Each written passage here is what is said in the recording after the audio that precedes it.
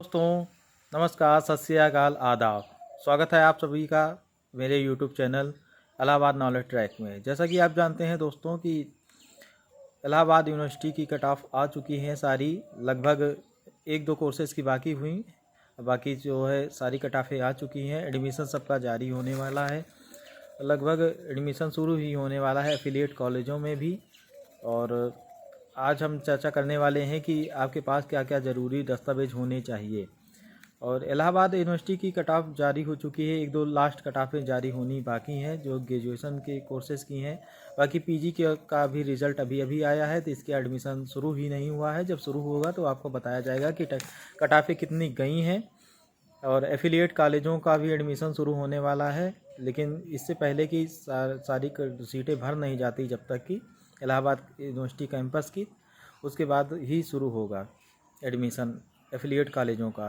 Affiliate कॉलेजों में भी सेम ही दस्तावेज लगेंगे जो कि आपके इलाहाबाद यूनिवर्सिटी कैंपस में लगेंगे, वही सेम दस्तावेज आपके एफिलिएट कॉलेजों में लगेंगे, चाहे वो सीएमपी हो गया, चाहे आर्य कन्या हो गया, चाहे आपका जेपी हो गया, चाहे आईएसडीसी हो गया। आइए बात करते हैं क्या क्या डॉक्यूमेंट्स लगेंगे। उससे पहले हम आपको बता दें कि आपकी कट ऑफ भले ही हाई रहे या लो रहे, मैटर ये नहीं करता है। आपके पास पूरे मार्क्स होने के बाद भी आपके पास उचित डॉक्यूमेंट्स ना होने की वजह से आपका एडमिशन रुक सकता है।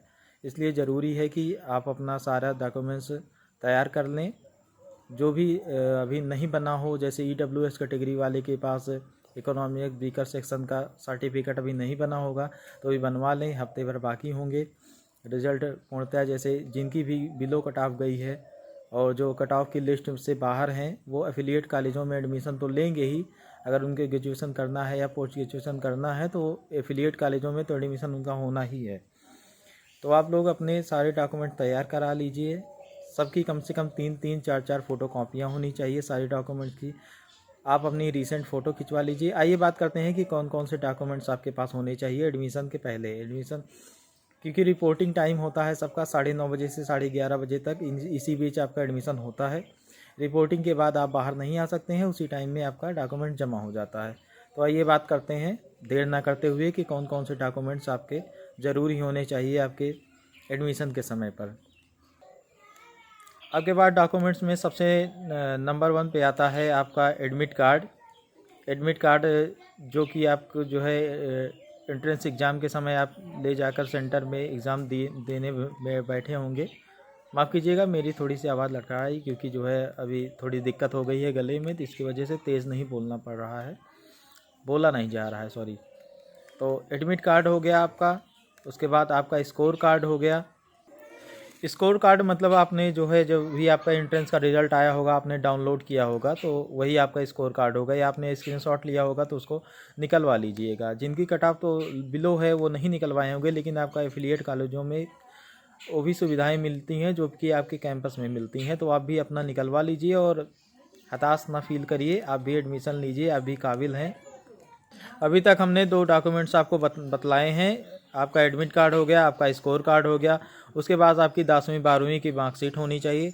सीबीएसई बोर्ड वालों को जो है सर्टिफिकेट नहीं मिलता है, तो यूपी बोर्ड वालों को शायद मिलता है। ज़रूरी नहीं आपके पास सर्टिफिकेट होना चाहिए। आपको 10वीं और 12वीं में आपको रिज़ल्ट निकालने के लिए चाहे आपको मार्कशीट दी गई हो, चाहे सर्टिफिकेट जो भी आपको आपके कॉलेज से मिला हो वो आप लेकर आएँ। उसके बाद आपका जो है कैरेक्टर सर्टिफिकेट जो होता है, जैसे कि ओबीसी हो गया, एससी हो गया, इनको जो है सेंट्रल आप लोग बनवाइए। एक स्टेट बनता है, स्टेट रहेगा तो भी काम चल जाएगा, लेकिन आप लोग सेंट्रल बनवाइए। कास्ट सर्टिफिकेट जो बनता है, कास्ट सर्टिफिकेट आपका जो है आपके पास होना चाहिए पहले। ईडब्ल्यूएस कैटेगरी वाले जो है अपना इकोनॉमिकल वीकर सेक्शन का जो सर्टिफिकेट होता है, अपनी तहसील में संपर्क करके तहसीलदार से जो है अपना ईडब्ल्यूएस मेंटेन करा लें एडमिशन के पहले। ये सब आपको बाद में मौका नहीं दिया जाएगा, आपके पास होना चाहिए। वैसे आप जो है बाद में जो है ले सकते हैं, फॉर्म भराया जाता है कि बाद में आप सबमिट कर सकते हैं, लेकिन ईडब्ल्यूएस तो आपको पहले से होना चाहिए आपके पास, क्योंकि उसी कोटे में तभी आपको माना जाएगा ना कि आप ईडब्ल्यूएस कैटेगरी में आते हैं। ये चाहे एफिलिएट कॉलेजों के लिए बहुत ज़रूरी नहीं है, हो सकता है कि वहाँ पे ईडब्ल्यूएस कैटेगरी की कोई बात ही ना हो और फुलफ़िल हो जाए वैसे ही आपका सारा काम, क्योंकि सीटें होती हैं इतनी ज़्यादा कि आपका एडमिशन हो जाएगा।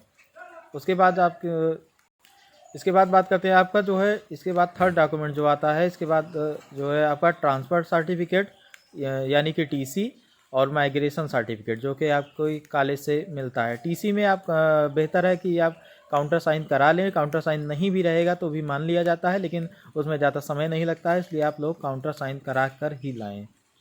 और आपका सेंट्रल ही बना हुआ होना चाहिए चरित्र प्रमाण पत्र, कैरेक्टर सर्टिफिकेट जिसे कहते हैं। तो ये सारे डॉक्यूमेंट्स आप ध्यान से सुनिए और इसको लेकर आइएगा। EWS सर्टिफिकेट जो EWS कैटेगरी वाले हैं, और OBC SC इनके लिए जो है कास्ट सर्टिफिकेट, ये भी स्टेट का हो चाहे सेंट्रल हो, दोनों मान लिया जाएगा। आधार कार्ड सबसे ज़रूरी, क्योंकि आधार की वजह से हम पूरे भारत में जाने जाते हैं, तो हमारी पहचान ये। आपके पास रीसेंट का जो है फ़ोटो होना चाहिए, इसलिए कि ये तीनों साल ग्रेजुएशन में है तो तीनों साल, MA में है तो दोनों साल, यही आपका एडमिट कार्ड रहेगा। एडमिट कार्ड नहीं, आपका आइडेंटिटी कार्ड में यही फ़ोटो आपकी आएंगी, और तीनों साल आपको यही अपना आइडेंटिटी कार्ड देखना है। तो इसलिए जो है रिसेंट की फ़ोटो रहेगी तो ज़्यादा बेहतर आएगी, क्योंकि देखने में भी अच्छा लगता है। तो आप अच्छे कपड़े में खिंचा लीजिए, आपकी रिसेंट फ़ोटो होनी चाहिए। इसके बाद जो सबसे ज़रूरी चीज़ है वो है पैसा। हालांकि ये प्राइवेट यूनिवर्सिटी नहीं है, इसमें बहुत ज़्यादा पैसे की ज़रूरत आपको नहीं होती है, फिर भी जो कि अनुमानित फ़ीस होती है 1000, 2000, 3000, इससे ज़्यादा नहीं लगती है। ये मेरी अनुमानित फ़ीस है कि मतलब हर कोर्सेज़ के लिए अलग अलग है। जैसे ज्योग्राफी में, अब किसी एफिलिएट कॉलेज में भी, जैसे IITC में आप ज्योग्राफी सब्जेक्ट लेते हैं तो 4500 रुपये आपको अलग से अदा करना पड़ता है, क्योंकि वो सब्जेक्ट वहाँ पर प्राइवेट है। बाकी सब्जेक्ट सारे जो है गवर्नमेंट हैं, 1-2 सब्जेक्ट को छोड़ करके, और फीस भी बहुत ज़्यादा नहीं है। तो जैसे आप प्राइवेट यूनिवर्सिटी की बात करें तो आपका लाखों लग जाता है कि ग्रेजुएशन करने में। जैसे आपका BBD यूनिवर्सिटी है, बाबू बनारसी दास यूनिवर्सिटी लखनऊ की, तो उसमें आपका 1 लाख रुपए लगभग लग सकता है ग्रेजुएशन में। वही है पोस्ट ग्रेजुएशन के लिए, MA के लिए भी यही है, BSc के लिए भी है, MSc के लिए। तो ये यहाँ पे ज़्यादा यही अच्छा है कि जो है सेंट्रल यूनिवर्सिटीज़ या 1900 एफिलिएटेड कॉलेज में जो कि गवर्नमेंट है, तो बहुत ज़्यादा फ़ीस नहीं लगती है। फ़िलहाल आपके पास होनी चाहिए। अब तो ऑनलाइन भी हो सकता है पेमेंट, क्योंकि डिजिटल इंडिया हो गया है। फ़िलहाल आपके पास कैश होने चाहिए, क्योंकि ज़रूरी नहीं है कि आपसे जो है करवाया जाए, तुरंत आपको फ़ीस पे करनी होती है, इसलिए आप लोग पहले से अपने पास रखें। डॉक्यूमेंट्स आप लोग ना सुने हो तो फिर से आप सुन लीजिए, लास्ट में एक बार फिर बता देते हैं। आधार कार्ड, 10वीं 12वीं की मार्कशीट ओरिजिनल एवं फ़ोटो कॉपी, रिसेंट की 2-3 फ़ोटोज़, कम से कम 2-3 फ़ोटोज़ आपके पास होनी चाहिए। Character certificate, caste certificate, EWS category वाले अपना EWS सर्टिफिकेट, ये सब आपके पास मेंटेन होना चाहिए पहले से ही। जिनके पास नहीं है वो बनवा लें, अपने तहसील में जाके तहसीलदार से संपर्क करके। अगर है तो बहुत अच्छी बात है, इसकी ओरिजिनल कॉपी रहनी चाहिए इसकी, क्योंकि वहाँ पे वेरिफिकेशन होता है आपका। बाकी स्कोर कार्ड होना चाहिए, स्कोर कार्ड मस्ट है आपके पास, क्योंकि आपका जो रिज़ल्ट आया होगा आपने स्क्रीनशॉट लिया होगा, देखा होगा, चाहे आपकी कट ऑफ कम है या ज़्यादा है, स्कोर कार्ड आपका लगना है, क्योंकि उसी से ये जाना जाएगा कि आपने एंट्रेंस दिया था। और मेन कैंपस के बेस पर ही जो है आपका एफिलिएट कॉलेजों में भी एडमिशन होता है। इसी के साथ धन्यवाद। चैनल को सब्सक्राइब करें और हमें सपोर्ट करें कि ऐसे ही जो भी क्वेरी बच जाएगी आप अपने कमेंट करिएगा, हम आपकी क्वेरी को मिटाने का काम करेंगे। धन्यवाद, नमस्कार, आदाब।